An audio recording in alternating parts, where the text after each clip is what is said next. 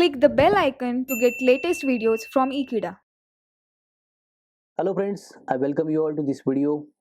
We are with the chapter 6 of digital image processing, image restoration. So for image restoration, there is very importance to understand how exactly the degradations may be there. So we started with a certain model of image degradation where the noise addition is also there. The knowledge of noise we have already covered so far in this chapter, and we have addressed several types of the filterings so that the original details can be restored. Now the degradations of the linear type and the position invariancy into them we are going to address in this particular topic. Let us see.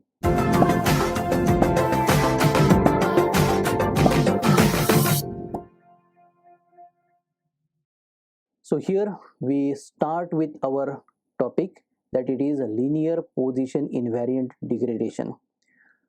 So before restoration of the image, it is there the degradation model that initially we represented into the very first topic. We used to have g of x comma y, the degraded image, is equal to capital H, that is the degradation function operated onto the original image denoted by f of x comma y, and this term is added with the noise denoted by eta of x comma y here. Now we assume that the noise into this particular model is equal to 0. So we make the second term onto the RHS eta of x comma y is equal to 0. So in the absence of any kind of additive noise, we get the simple formulation of degraded image g of x comma y is equal to h operated onto f of x comma y. So now here for the scalar values of small a and b, we have capital H to be linear. If we have h of a into f1 of x comma y added with b into f2 of x comma y, so this is equal to a times h operated onto the individual first image f1 of x comma y. This is added with b into h operated onto the individual second image f2 of x comma y. So this is the property of linearity, so it is applicable to the degradation function h in this particular case here. So if we select a is equal to b is equal to 1, so that time this equation reduces to the form capital H operated onto the addition of the two individual images f1 of x comma y added with f2 of x comma y. So that time the h is same operated onto the individual f1 of x comma y added with h onto the f2 of x comma y here. So here this is called as the property of homogeneity. Thus a linear operator, here the operator is capital H, possesses both the property of the additivity as well as the property of the homogeneity like this. Hence we represent h of a into f1 of x comma y is equal to a into h operated onto the individual image f1 of x comma y. So this is called as the property of additivity with f2 of x comma y considered as 0. So second image we have considered to be in the absence here. So an operator that have both the input output relationships given as the before we have discussed g of x comma y is equal to h of the individual image original one f of x comma y is said to be the position or space invariant if we have h operated onto the f of x minus alpha comma y minus beta is equal to g of x minus alpha comma y minus beta. So here linearity we have discussed and the position invariancy that is represented in terms of alpha and beta. So x and y are the spatial domain parameters, so we have the differences into the equal manner as for the input we have obtained for the output. So x minus alpha and y minus beta is there in both the cases of input and output. So here f of x comma y can be expressed in terms of the continuous impulse function. So here we represent it equal to the double integrals of infinite type, that is minus infinity to plus infinity, we range them operated onto the f of alpha comma beta in multiplication to the impulse del in the bracket x minus alpha comma y minus beta into d alpha d beta here. So this is the impulse that has been outlined in this particular representation here. Now the degraded image g of x comma y can be obtained from this original image represented. So we operate it with the operator h here.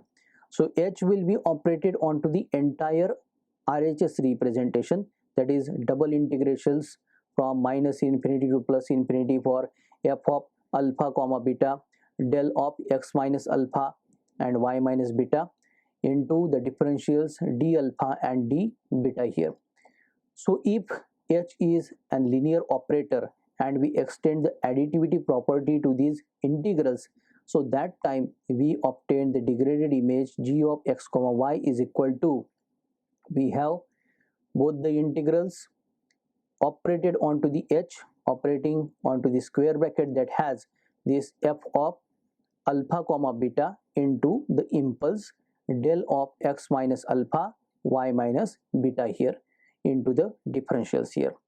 So because f of alpha comma beta is independent of the spatial parameters x and y here, and we can make the use of the homogeneity property, we obtain g of x comma y is equal to both the integrals extending minus infinity to plus infinity operated onto the individual image f of alpha comma beta into h operated onto the impulse only.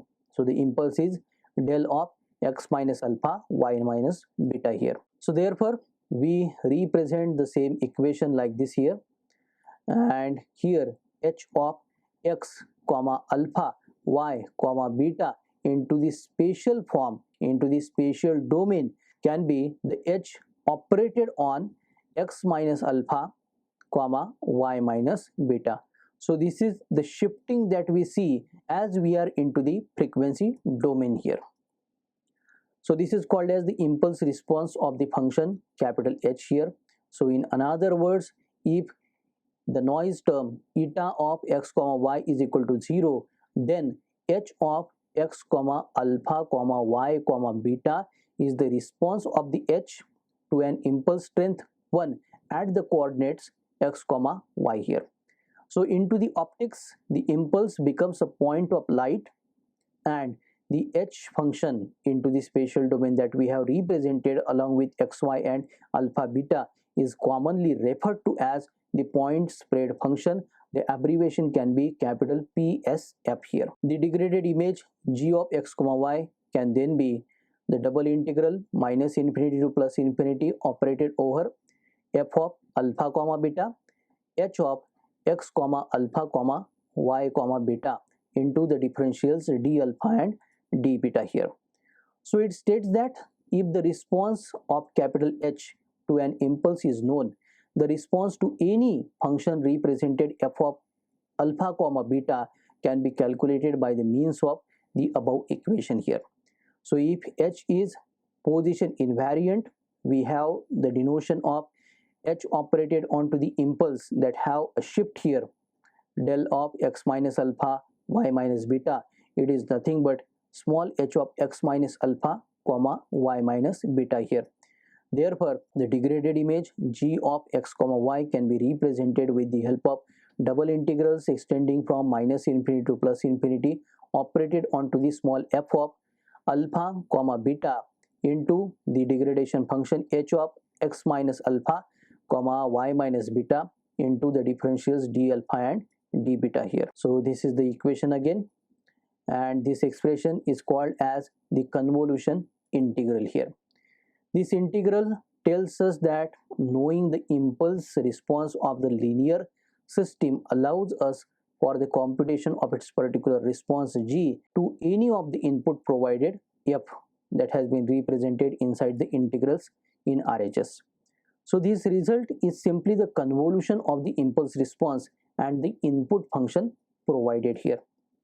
So in the presence of additive noise, we have this expression. We add one more term at the end into the RHS eta of x comma y here. So if H is position invariant, the expression becomes like this here.